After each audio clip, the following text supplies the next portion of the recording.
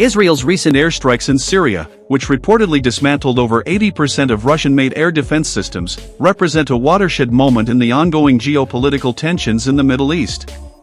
The strikes, reportedly responsible for destroying up to 86% of these systems, mark a significant escalation in Israel's campaign to neutralize threats in Syria, and they cast a long shadow over the Kremlin's position in the region.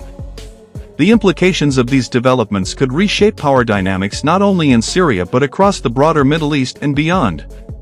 The airstrikes are the latest chapter in Israel's long-running effort to counter Iranian entrenchment in Syria.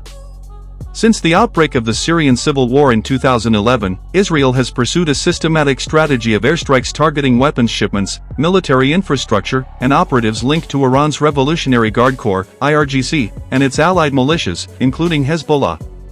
These efforts are aimed at preventing Iran from establishing a permanent military foothold near Israel's northern border, a scenario Israeli leaders have repeatedly described as a red line.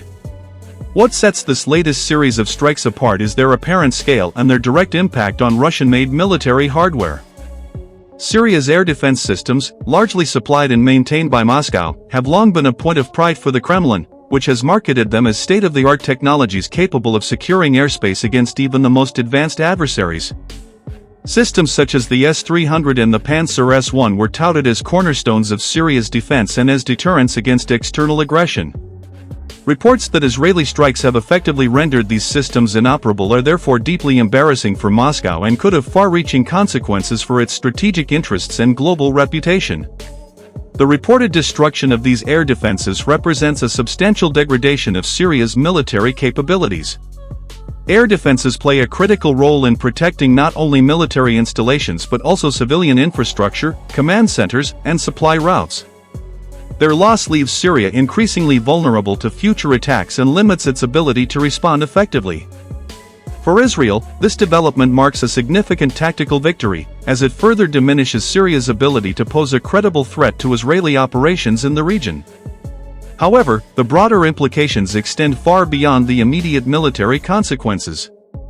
For Russia, the dismantling of its air defense systems in Syria raises serious questions about the effectiveness of its military exports and its standing as a global arms supplier.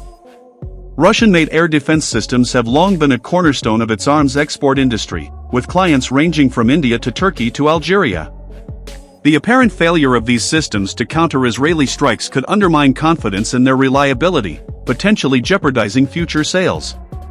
Arms exports are a vital component of Russia's economy, particularly as the country faces economic challenges and international sanctions stemming from its invasion of Ukraine.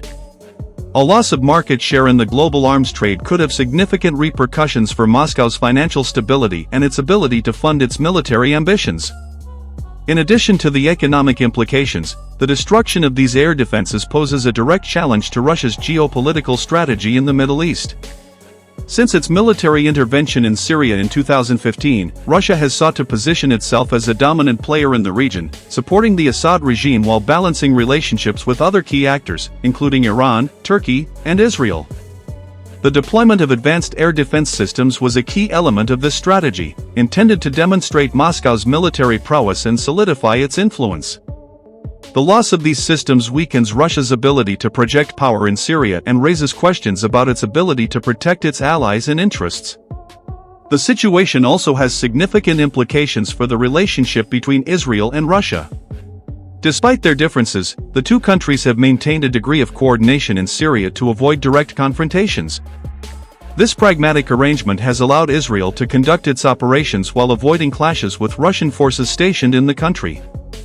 However, the reported scale of the damage to Russian assets could strain this relationship. Moscow may feel compelled to take a stronger stance to save face, whether by reinforcing Syria's defenses, imposing stricter conditions on Israeli operations, or increasing support for Assad's regime and its allies. At the same time, Israel is unlikely to scale back its operations in Syria, given the high stakes involved.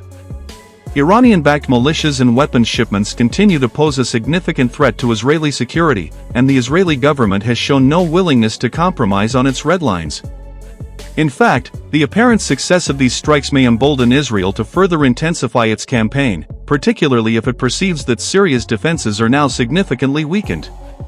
The potential for escalation is a pressing concern. Any Russian response, whether military, diplomatic, or economic, could trigger a broader conflict involving multiple actors. Iran, which has a vested interest in maintaining its presence in Syria, may also choose to escalate its activities, whether through direct action or by encouraging its proxies to step up attacks against Israel. Meanwhile, other regional players, such as Turkey and the United States, could be drawn into the fray, further complicating an already volatile situation. Beyond the immediate military and diplomatic implications, the destruction of Syria's air defenses also has a symbolic dimension. It highlights the limitations of Russia's power projection and raises questions about its ability to maintain its foothold in the Middle East amidst growing challenges. For Moscow, Syria is not just a strategic ally but a showcase for its military capabilities and a testbed for its geopolitical ambitions. The loss of prestige associated with the failure of its air defenses could have ripple effects for Russia's broader foreign policy, particularly as it seeks to assert itself on the global stage in the face of Western opposition. For Israel, the success of these strikes underscores its military and technological superiority in the region. Israel's air force has long been regarded as one of the most advanced in the world, with capabilities honed through decades of conflict and a commitment to innovation. The use of stealth technology, electronic warfare, and precision-guided munitions has allowed Israel to achieve its objectives with remarkable efficiency. However, this success comes with risks, as it could provoke stronger reactions from its adversaries, including not only Russia and Iran but also other regional actors who may view Israel's actions as destabilizing. In the broader context of Middle Eastern geopolitics, the situation in Syria remains a flashpoint with the potential to spark wider conflict.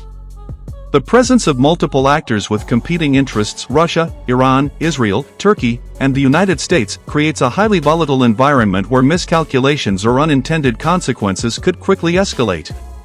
The destruction of Syria's air defenses is likely to add fuel to this fire, increasing tensions and heightening the risks of confrontation.